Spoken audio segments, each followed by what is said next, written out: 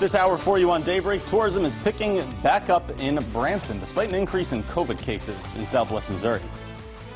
Also, one group is working to help get locals registered to vote. How they are doing that while also following social distancing guidelines. Those stories and more this morning on Daybreak.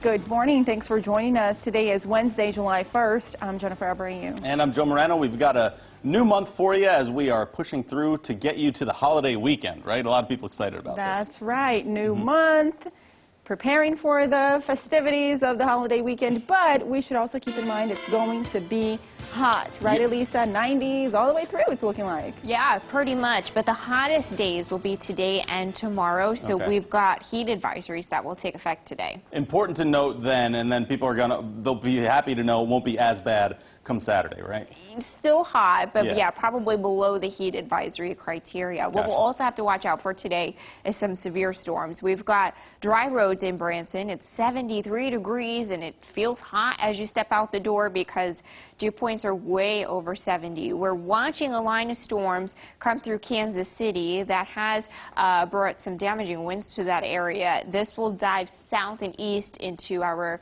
counties. The Storm Prediction Center is watching for a possible severe thunderstorm watch for that area. It's 76 degrees in Springfield and 76 degrees at Lake of the Ozarks. Dew points are all over 70. That is real soupy and humid and sticky and just thick out there this morning. Mostly dry roads today, but again, we'll have some storms possible to the north and east, so just watch out for that. At the pool, it's going to be hot and humid. Make sure you've got lots of water with you. Highs in the lower 90s will feel like 105. You'll have a very high UV index of 10. Here's your heat advisory. It's not in effect to the north and east because here's where you'll get the storms. Springfield, areas to the south and west, stay dry, sunny, and hot. Highs in the lower 90s, feel like 100 to 110. So we're tracking heat, storms, and then more heat. Details on that coming up in 10 minutes.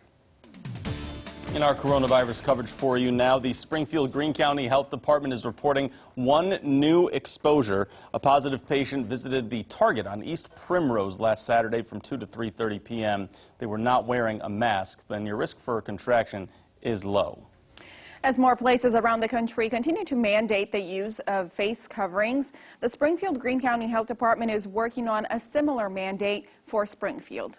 It's not cut and dry. Crafting an effective ordinance is complicated. There's a lot of nuance.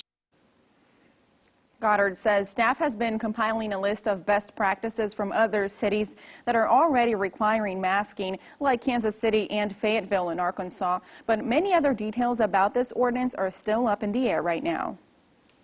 We were at 0 before, so it's steady today, but it's, we're a long way from typical summer. If you've been to Branson lately, you might have noticed more people around town as visitors we spoke with say they're comfortable traveling there for vacation. Taney County is up to 63 total cases of COVID-19 with 37 active and over 2,400 cases total for the Southwest region. Mark Ruda is with Branson Runaway Coaster. He says business hasn't quite made it what they normally get during the summer, but it's still better than it was a few months ago. There's some people have different comfort levels than others, but I think a fair number of people feel like, we still do want to do a vacation. We still want to do some things. We want to be, we want to be a little bit cautious, but we still feel like we can do some things safely, and they feel like they can do this. Obviously, Branson is a tourist destination, and being closed is not something that we want to do if we feel like we can provide a safe experience. There are still more exposures in Taney County. We, of course, list them, just like all others, over on our website. New this morning, the League of Women Voters is working to help local residents register to vote. Our Nija McDonald is joining us now to explain how they're doing that and how you can participate. Nija, good morning. Well, good morning, Jen. Yeah, along with registering voters, the organization is also notarizing absentee ballots. Now, to maintain safe social distancing, the group is setting up in the parking lots of different libraries across our area. The last day to register to vote in the August 4th primary is July 8th. We've been helping people become good voters and citizens, and we help them register to vote or a change of address, and we also help them to request a mail-in ballot. we want to be sure that we're helping them and that we're giving them plenty of time, first of all, before the August election and then before the November election. It's really important now, and to be sure that it's done on the up and up to protect the election as well as the right to these citizens to vote. Well, their next event will take place tomorrow at the Schweizer Brentwood branch from 8:30 in the morning until 12:30 in the afternoon, and the Willard branch from 2 p.m. to 6 p.m. You can visit our website at ozarksfirst.com for more information about absentee voting and how to request your ballot. All right, Nigel McDonald, thank you so much. More local news for you now. Minor League Baseball has canceled its season, and that's going to have a big impact on businesses around Hammons Field. We caught up with a few establishments from around that area, and they say this time of year, baseball fans are a significant part of the customer base. Now, Dugout Bar and Grill and Ebbets Field say fans usually come in before the game and come back afterward pretty often. These places have already felt a decrease in business due to no baseball, but they'll be waiting for the fans to come back.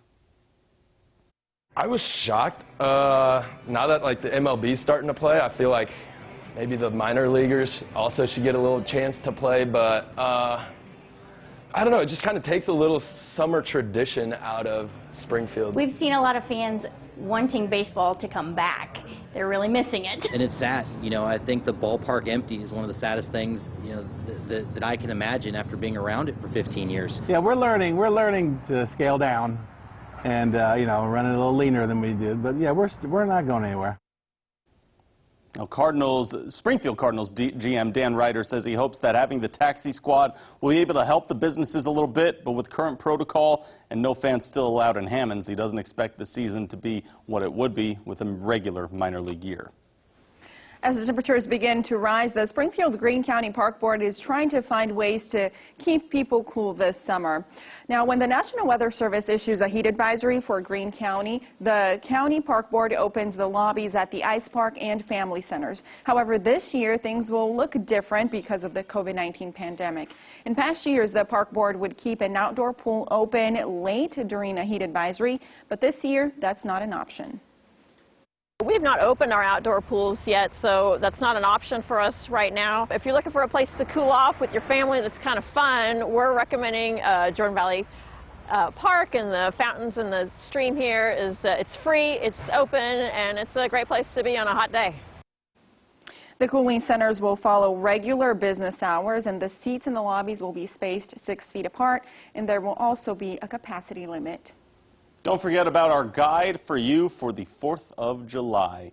We've listed which fireworks celebrations are still happening, which are postponed, and which are canceled. You'll also find guides on when you can set off fireworks in your area. This is available by searching for it on ozarksfirst.com, or you can even do it by using our Color 10 News app.